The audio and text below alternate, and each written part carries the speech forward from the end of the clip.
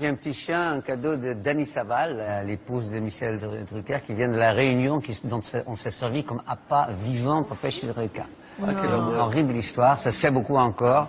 Des propos qui viennent encore une fois détériorer l'image de l'île déjà malmenée avec la crise requin. Pour l'IRT, les déclarations du chanteur sont totalement fausses. Ce type d'événement porte un sacré coup à l'image de la Réunion. Et nous devons à chaque fois reconstruire, repositiver pour donner une véritable image positive à la Réunion.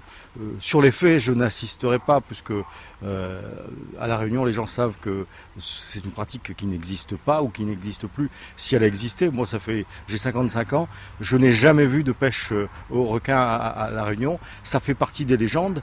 Pour autant, certaines associations de protection animale estiment que cette pratique est encore utilisée. Anne témoigne à visage caché car elle a déjà reçu des menaces. Elle pointe du doigt le manque de contrôle sur les pratiques de pêche.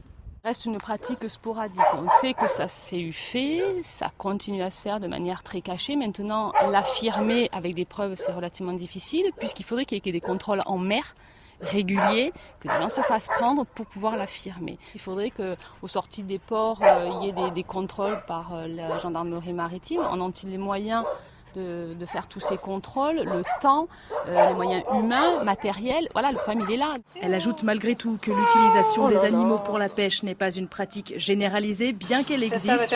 À La Réunion, un arrêté préfectoral interdit de faire monter un chien vivant ou mort sur un bateau.